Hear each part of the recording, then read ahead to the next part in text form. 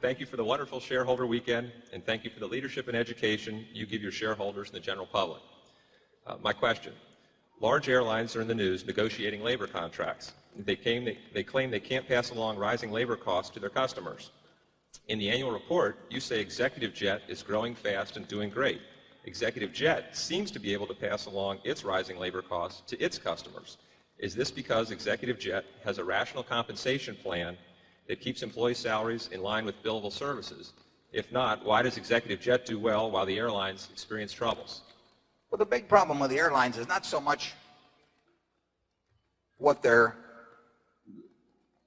aggregate payments will be. The real problem is when you're in the airline business and your wage rates are out of line with your competitors.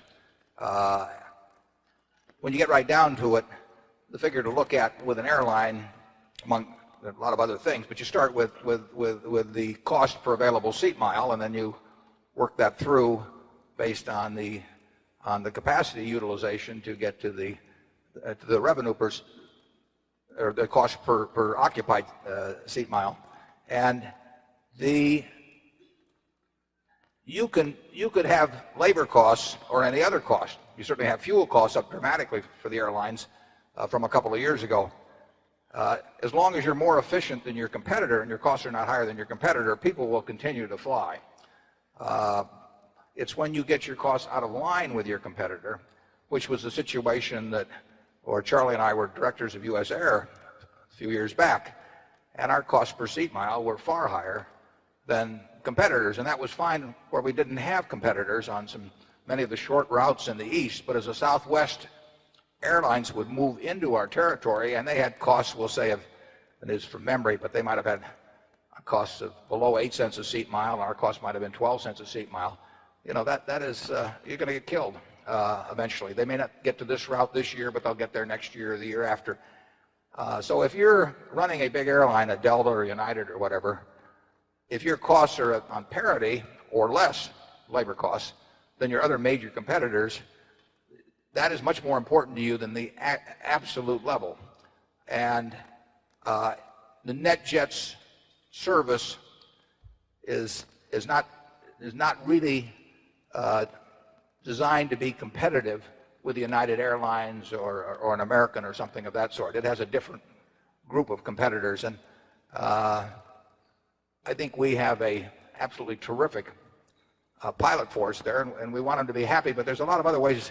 I mean, you want to pay them fairly, but with our pilots, for example, it's extremely important to them in many cases to be able to live where they want to and to work the kind of shifts that we can offer. So we attract them in many other ways than bidding against United Airlines or American Airlines.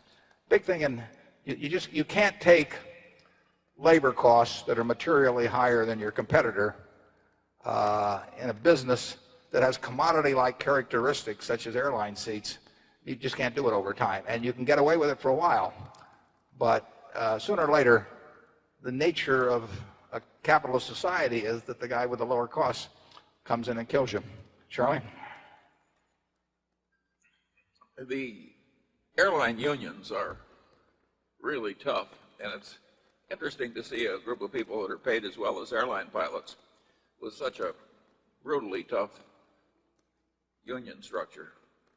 And that really makes it hard in a commodity style business, and no individual airline can take a long shutdown without having considerable effects on habit patterns and future prospects. It's just a very tough business by its nature. Passenger rail travel, even in a previous era, was a pretty tough way to make a buck, and nothing is all that different with the airline travel. We hope that our services are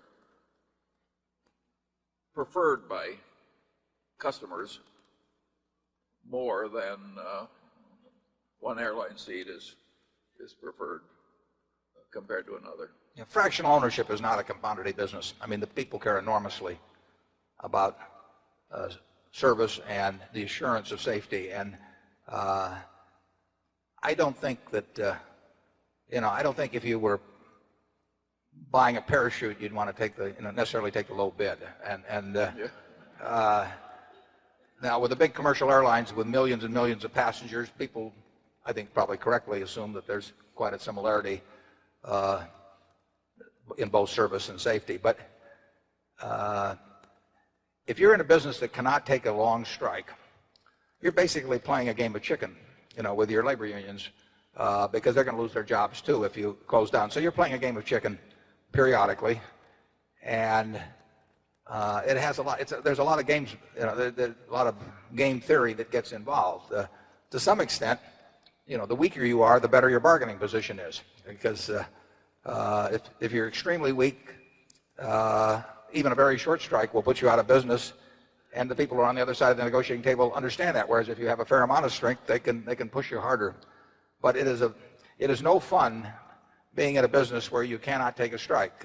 We faced that one time back in the early '80s when we were in kind of a death struggle in Buffalo with the Courier Express. And when I bought the Buffalo News, actually Charlie did. He was stranded there during a snowstorm, and he got bored. So he called me and said, "What should I do?" I said, "Well, you might as well buy the paper." And so we were in this struggle. But when we bought the Buffalo News, we had two questions of the management, and one of them I can't tell you. But the second one was we wanted to meet with the key union leaders, and we wanted to tell them, "Look, if you ever strike us for any significant length of time, we're out of business. You can make our investment valueless. So we really want to look you in the eye and see what kind of people you are before we write this check." And we felt quite good about the people, and they were good people. And we had one situation in 1981 or thereabouts where a very, very small union, I think less than 2% of our employees, struck over an issue that the other 10 or 11 unions really didn't agree with them that much on. But they struck, and the other unions observed the picket line, which you would expect them to do in a strongly pro-union town such as Buffalo. And I think, as I remember, they struck on a Monday, and I remember leaders of some of the other unions actually with tears in their eyes over this, because they could see it was going to put us out of business. And frankly, I just took the position then. I said, "Look, if you come back in a day, I know we're competitive. If you come back in a year, I know we will not be competitive. And if you're smart enough to figure out where exactly the point is that you can push us to and still come back and we have a business and you have jobs," I said, "you're smarter than I am. So, go home and figure it out." And they came back in on Thursday, and we became very competitive again. But they could have, it was out of my hands. I couldn't make them work. And if they decided they were going to stay out long enough, we were not going to have a newspaper. And that's the kind of situation occasionally you find yourself in. And I would say the airline industry is a good example of where people find themselves in that position periodically. Charlie, anyone? Well, the shareholders may be interested to know, vis-a-vis competitive advantages in our NetJets program, that the day that other charter plane crashed in Aspen, NetJets refused to fly into Aspen at all. People remember that kind of thing. Yeah.